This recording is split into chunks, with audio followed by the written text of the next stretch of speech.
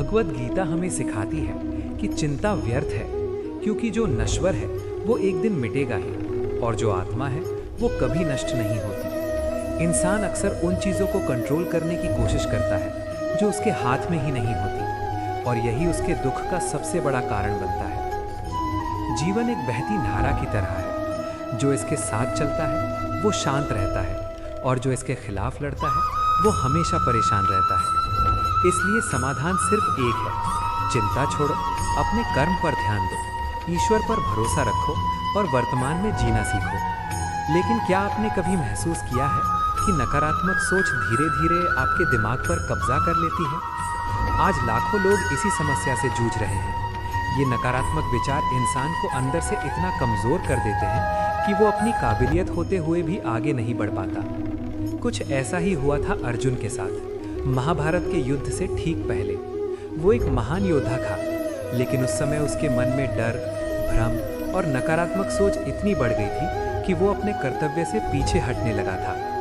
तभी भगवान श्री कृष्ण ने उसे गीता का ज्ञान दिया, ऐसा ज्ञान जो सिर्फ उस समय के लिए नहीं बल्कि आज भी हर इंसान की जिंदगी बदल सकता है। गीता हमें सिखाती है कि हमारे विचार ही हमारी जिंदगी बनाते हैं।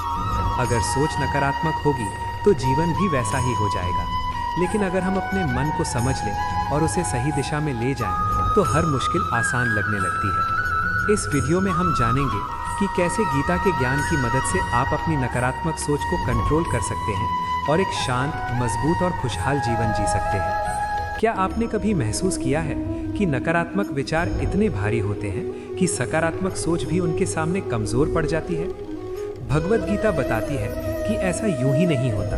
हमारा मन 4 स्तरों पर काम करता है: मन, बुद्धि, चित्त और अहंकार। मन हर पल नए विचार बनाता है, बुद्धि तय करती है क्या सही है क्या गलत, चित्त भावनाओं से जुड़ जाता है और अहंकार हमें मैं में बांध देता है। यही कारण है कि जब कोई नकारात्मक विचार आता है तो वो अकेला नहीं आता, वो इन सभी स्तरों को साथ लेकर आता है और एक ऐसी कहानी बना देता है जो हमें पूरी तरह सच लगती है। धीरे धीरे जो हम बार बार सोचते हैं वही हमारे अंदर गहरी मान्यता बन जाता है और फिर वही हमारी दुनिया बन जाती है। सबसे बड़ा खेल यहाँ अहंकार खेलता है। वो हमें ये विश्वास दिलाता है कि सब कुछ मेरी इच्छा के अनुसार होना चाहिए, और जब ऐसा नहीं होता तो मन तुरंत नकारात्मकता की तरफ भागता है। बार बार उन्हीं विचारों पर ध्यान देने से मन एक उफनती नदी बन जाता है, जहाँ कुछ विचार हमें ऊपर उठाते हैं लेकिन कई विचार हमें डर, संदेह और अधूरी इच्छाओं में डुबो देते हैं। और फिर हम मान लेते हैं कि खुशी कहीं भविष्य में है, किसी स्थिति में है, जबकि सच्चाई ये है खुशी की शुरुआत यहीं, अभी हमारे विचारों से होती है। गीता मानसिक पीड़ा को किस प्रकार देखती है? गीता मानसिक पीड़ा पर गहन विचार प्रस्तुत करती है।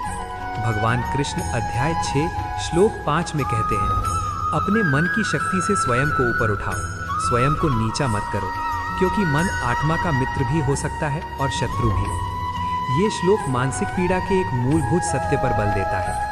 हम स्वयं ही इसे उत्पन्न करते हैं और इसे बनाए रखते हैं। गीता में मानसिक पीड़ा के कई कारणों का उल्लेख है। परिणामों से लगाव। इच्छाएं स्वभाव से बुरी नहीं है, समस्या तब शुरू होती है जब हम विशिष्ट परिणामों से लगाव रखने लगते हैं। ये लगाव चिंता और निराशा को जन्म देता है। विचारों से एकात्मता। हम अपने दिमाग में चल रहे शोर को ही अपनी पहचान मान लेते हैं। गीता सिखाती है कि हम अपनी गतिशील भावनाएं या अंतहीन चिंताएं नहीं हैं। दूसरों से तुलना। दूसरों के मानदंडों के आधार पर अपने जीवन को देखने से ईर्ष्या, चिंता और अयोग्यता की भावनाएं उत्पन्न होती हैं। इसके अलावा गीता बताती है कि नकारात्मक विचार सबसे पहले मनोमय कोश को यानी मानसिक आवरण को प्रभावित करते हैं, और फिर प्राणमय कोश को यानी प्राण ऊर्जा आवरण को प्रभावित करते हैं, जिससे शारीरिक रोग हो सकते हैं। स्वामी मुकुंदानंद भगवत गीता की अपनी टीका में लिखते हैं, श्लोक 6:6, रोग केवल वायरस और जीवाणुओं के कारण नहीं होता, बल्कि मन में व्याप्त नकारात्मकता के कारण भी होता है।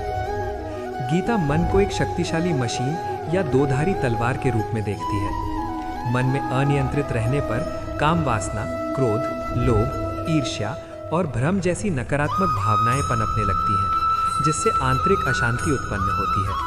ये शक्तियां हमारे भीतर मौजूद हैं, न कि बाहर, और इनकी शुरुआत हमारे विचारों और इच्छाओं से होती है।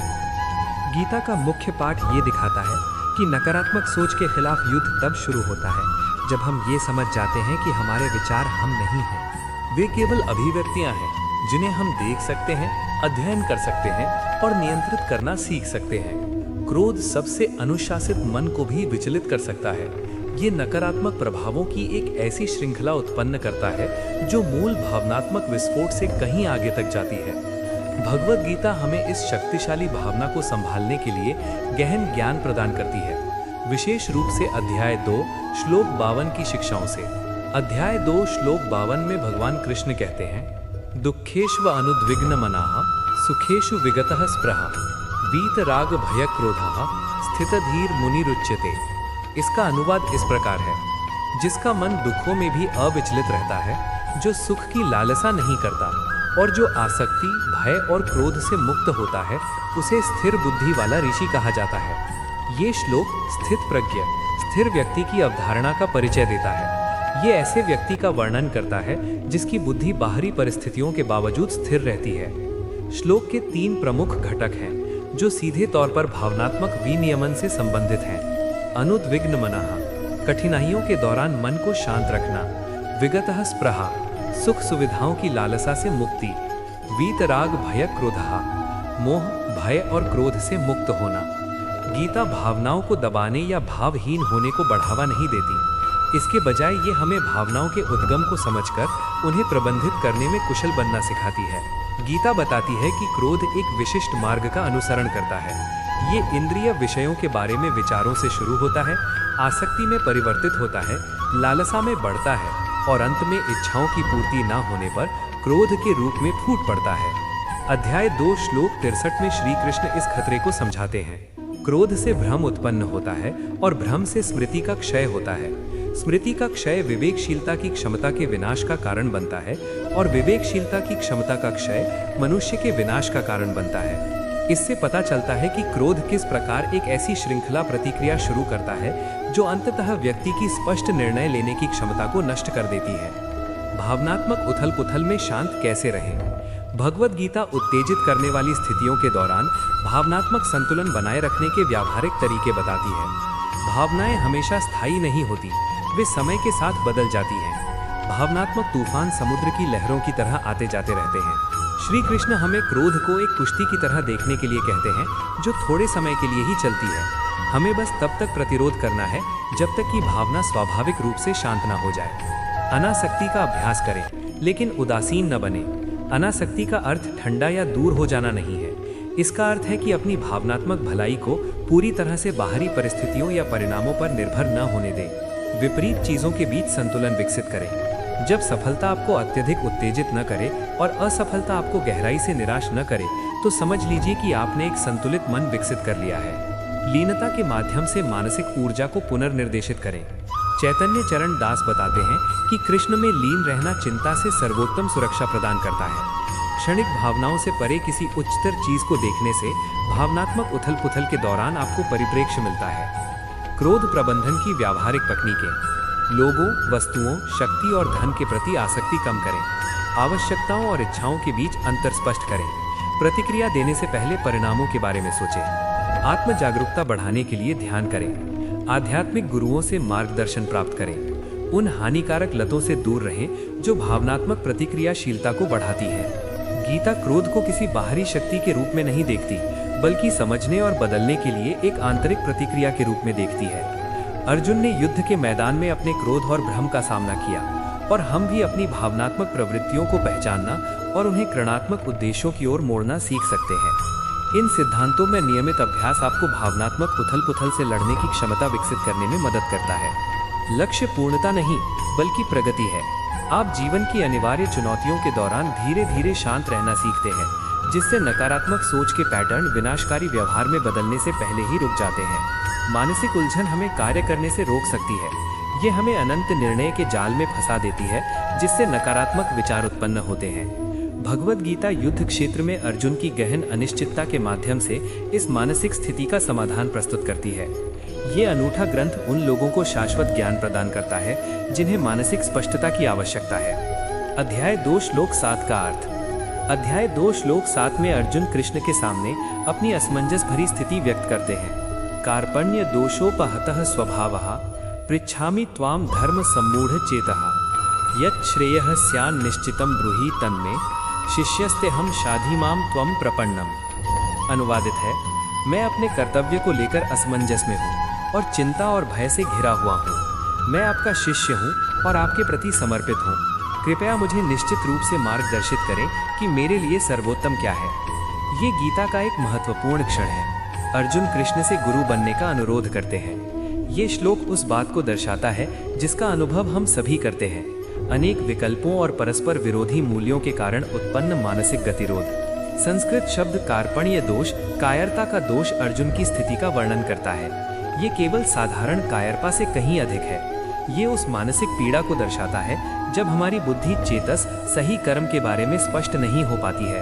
नीरजा रमण बताते हैं कि इस प्रकार का भ्रम हमें असमंजस में डाल सकता है, जिससे तेज बुद्धि वाले व्यक्ति भी तात्कालिक रूप से निष्क्रिय हो जाते हैं। ये श्लोक हमें सिखाता है कि भ्रम असफलता नहीं है, बल्कि अक्सर गहन ज्ञान की ओर ले जाता है। अपनी भ्रमित स्थिति को पहचानना सच्ची विनम्रता और आत्म जागरूकता की मांग करता है। समर्पण के माध्यम से स्पष्टता की खोज। अर्जुन हमें एक व्यावहारिक और गहन समाधान दिखाते हैं। उच्चतर ज्ञान के प्रति समर्पण। इस समर्पण में निम्नलिखित शामिल हैं: जानने का दिखावा करने के बजाय अपनी उलझन को स्वीकार करना, विश्वसनीय ज्ञान स्रोतों से मार्गदर्शन प्राप्त करना, विद्यार्थी की भूमिका निभाना। ये विधि आत्म केंद्रित चिंता से मुक्त होकर उन्मुक्त मन से सीखने में सहायक है और नकारात्मक सोच पर अधिकार करने में मदद करती है। वैदिक शास्त्रों में बताया गया है कि दैवीय ज्ञान एक योग्य मार्गदर्शक के माध्यम से प्राप्त होता है। तद विज्ञानार्थम स गुरुमेवाभिगच्छेत्। परम सत्य जानने के लिए गुरु के पास जाओ। समर्पण का अर्थ आलोचनात्मक चिंतन का त्याग करना नहीं है। इसका अर्थ है मानसिक उथल पुथल के दौरान अपनी सीमाओं को समझना। स्वामी चिन्मयानंद समझाते हैं कि ये समर्पण एक ऐसा स्थान बनाता है जहां वास्तविक स्पष्टता विकसित हो सकती है। ये प्राचीन ज्ञान आधुनिक लोगों को नकारात्मक विचारों और अनिर्णय से निपटने में मदद करता है। इसका समाधान सरल है। जब आप भ्रमित हो तो मार्गदर्शन लें, उन्मुक्त मन से सीखें और उस अहंकार का त्याग करें जो स्पष्टता में बाधा डालता है। ये दृष्टिकोण मन को निष्क्रिय संदेह से निकालकर निर्णायक और मूल्य आधारित कार्यवाही की ओर ले जाता है। अधिकांश नकारात्मक सोच के मूल में भय निहित होता है। चिंता हमारे सबसे विनाशकारी विचार चक्रों को जन्म देती है, चाहे वे सूक्ष्म हो या अत्यधिक। भगवद गीता के अध्याय 4 श्लोक 10 में इन भावनाओं पर काबू पाने का एक तरीका बताया गया है। अध्याय 4 श्लोक 10 में भगवान कृष्ण कहते हैं, वीत राग भय क्रोधा मनमया मामोपाश्रिताः बहवो ज्ञान तपसा पूता मद भाव मागताः। अनुवाद है, आसक्ति, भय और क्रोध से मुक्त होकर मुझ में पूर्ण रूप से लीन होकर और मेरी शरण लेकर अतीत में मन्य व्यक्तियों ने मेरे ज्ञान से शुद्धि प्राप्त की और इस प्रकार मेरे दिव्य प्रेम को प्राप्त किया। इस गहन श्लोक में भय को आध्यात्मिक विकास में 3 प्रमुख बाधाओं में से एक बताया गया है। साथ ही आसक्ति, राग और क्रोध भी शामिल है। ये नकारात्मक भावनात्मक स्थितियां आपस में घनिष्ठ रूप से जुड़ी हुई हैं। हमारी आसक्ति हानि का भय उत्पन्न करती है, जो इच्छाओं की पूर्ति न होने पर क्रोध को जन्म देती है। गीता भय को मुख्य समस्या नहीं बल्कि किसी गहरी चीज का संकेत मानती है। हमारा मन जब परिणामों, लोगों या संपत्ति से बंधा रहता है तो चिंता अनिवार्य हो जाती है। एक ऋषि ने इसे सरल शब्दों में कहा, यदि तुम धन से आसक्त हो तो तुम्हें दरिद्रता का भय होगा, यदि तुम पद से आसक्त हो तो तुम्हें अपमान का भय होगा। भक्ति के माध्यम से त्याग करना। गीता में भय से निपटने का जो तरीका बताया गया है वो हमारे सामान्य तरीकों से भिन्न है। कृष्ण परिणामों को नियंत्रित करने के बजाय समर्पण, उपाश्रित का समर्थन करते हैं। इसका अर्थ निष्क्रिय हार मान लेना नहीं है, बल्कि सक्रिय रूप से स्वतंत्रता प्राप्त करना है। हम भयभीत करने वाले परिदृश्यों की कल्पना करने के बजाय ईश्वर पर ध्यान केंद्रित करना सीखते हैं। किसी चीज को छोड़ देना हमें कमजोर करने के बजाय मजबूत बनाता है। एक टिप्पणीकार कहते हैं, ये स्वीकार करके कि हम सर्वोच्च नियंत्रक नहीं हैं, बल्कि छोटे छोटे हिस्से हैं जो अपनी पूरी क्षमता से अधिक कुछ नहीं कर सकते, हम अनावश्यक चिंताओं से मुक्त हो जाते हैं। व्यावहारिक चरणों में निम्नलिखित शामिल है। ये समझना कि अधिकांश भय भविष्य के बारे में तर्कहीन विचार होते हैं जो कभी घटित नहीं होते। भविष्य में क्या हो सकता है इसकी चिंता करने के बजाय अपने कर्तव्यों का पालन करना। नियंत्रण की हमारी आवश्यकता को स्थानांतरित करने के प्रति हमारी निष्ठा बढ़ती जा रही है। उस बच्चे की कल्पना कीजिए जो अशांत हवा में उड़ रहा है और शांत रहता है क्योंकि उसके पिता पायलट है। भक्ति दैवीय कृपा पर भरोसा जगाकर चिंता को कम करती है। गीता हमें न केवल भय से तुरंत राहत दिलाती है, बल्कि दृष्टिकोण में पूर्ण परिवर्तन भी दिखाती है, जो इस बात का समाधान करती है कि भय क्यों उत्पन्न होता है। आत्मसंदेह और निराशा नकारात्मक सोच की सबसे गहरी परतें हैं जो लोगों को गतिहीन बना देती हैं। बाहरी परिस्थितियां भले ही कार्रवाई की अनुमति दें, लेकिन आंतरिक दृढ़ विश्वास डगमगा जाता है। भगवद गीता अध्याय 11 श्लोक 33 के माध्यम से इस मानसिक गतिरोध को दूर करने का एक अद्भुत तरीका बताती है। अध्याय 11 श्लोक 33 का अर्थ: भगवान कृष्ण अर्जुन से यह शक्तिशाली घोषणा करते हैं, तस्मात् त्वमुत्तिष्ठ यशो लाभस्व जित्वा शत्रुनु भुङ्क्ष्व राज्यम समृद्धम मयैवेते निहताः पूर्वमेव निमित्त मात्रम भव सव्यसाचिन। इसलिए उठो, युद्ध के लिए तैयार हो जाओ और यश प्राप्त करो, अपने शत्रुओं पर विजय प्राप्त करो और समृद्ध राज्य का आनंद लो। मेरी व्यवस्था के अनुसार वे पहले ही मृत्यु को प्राप्त हो चुके हैं, और हे सव्यसाची, तुम तो केवल युद्ध में एक साधन मात्र हो सकते हो। यह श्लोक उस महत्वपूर्ण क्षण में आता है जब कृष्ण अर्जुन को अपना सार्वभौमिक स्वरूप प्रकट करते हैं और उन्हें अपने दैवीय स्वरूप में संपूर्ण ब्रह्मांड का दर्शन कराते हैं। निमित्त मात्रम यानी केवल एक साधन शब्द व्यक्तिगत सीमाओं के दृष्टिकोण को दिव्य शक्ति में बदलकर आत्मसंदेह को दूर करता है। कृष्ण अर्जुन को परिणाम की चिंता से मुक्त करते हैं, जिससे वे बिना किसी संशय के कार्य कर पाते हैं। ईश्वरीय समय और प्रयासों पर भरोसा रखना। गीता प्रयास और परिणाम के बारे में एक सशक्त अवधारणा प्रस्तुत करती है, जिसे कुछ टीकाकार योग्यता बनाम समकालिकता कहते हैं। आध्यात्मिक टीका इन दोनों तत्वों के बीच अंतर को स्पष्ट करती है। 1. पात्रता, प्रतिबद्धता, अनुशासन और दृढ़ता के माध्यम से हम क्या नियंत्रित कर सकते हैं। 2. संयोग, सही कौशल, सही जगह और सही समय का एक साथ मिलना। नकारात्मक सोच हमारी भूमिका को गलत समझने से उत्पन्न होती है। गीता हमें सिखाती है कि घटनाएं भले ही पूर्व निर्धारित हों, लेकिन उनमें हमारी सचेत भागीदारी और प्रयास महत्वपूर्ण है। एक शिक्षक इसे सरल शब्दों में कहते हैं, आप कोई नई घटना नहीं रच सकते, आप केवल उस घटना को जी सकते हैं जो आपके लिए लिखी गई है। आपका अटूट विश्वास तब और मजबूत होता है जब आप अनुशासित प्रयासों के माध्यम से पात्रता का निर्माण जारी रखें। परिणामों से लगाव छोड़ दें, यह स्वीकार करें कि समय एक दैवीय योजना के अनुसार चलता है। याद रखें कि आत्मविश्वास से पहले प्रतिबद्धता आती है। यह समझ आत्मसंदेह को दूर करने में मदद करती है, क्योंकि हम खुद को परिणामों के एकमात्र निर्माता के बजाय दिव्य उपकरण के रूप में देखते हैं। सार ये है, भगवद गीता नकारात्मक सोच से जूझ रहे लोगों के लिए ज्ञान का एक शाश्वत स्रोत है। मानसिक जाल से मुक्ति पाने की चाह रखने वाले लोग इन प्राचीन शिक्षाओं में गहन मार्गदर्शन पा सकते हैं।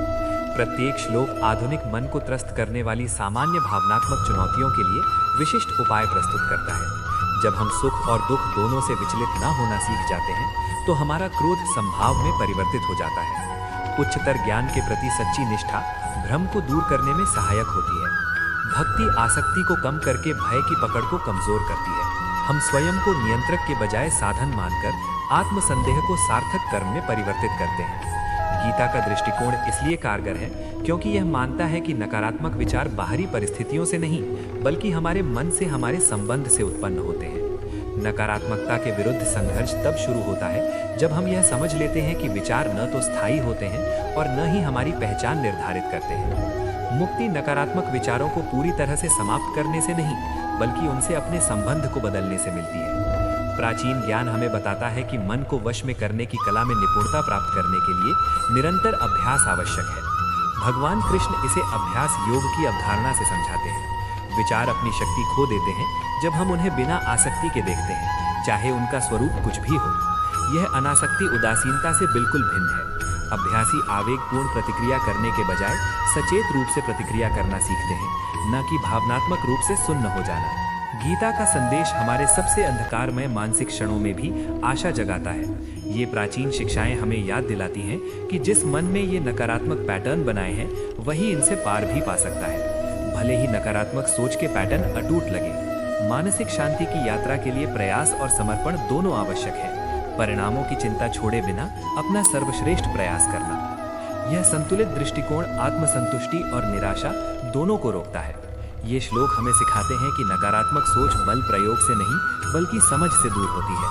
हमारे विचार हमें साकार देते हैं, लेकिन यह तय नहीं करते कि हम कौन हैं। वे हमारी प्रगति के साधन हैं, न कि बाधाएं जिन्हें हमें पार करना है। इन सिद्धांतों का निरंतर पालन करके कोई भी व्यक्ति अपने मानसिक जगत को नकारात्मकता से भरे जगत से स्पष्टता, उद्देश्य और शांति से भरे जगत में बदल सकता है।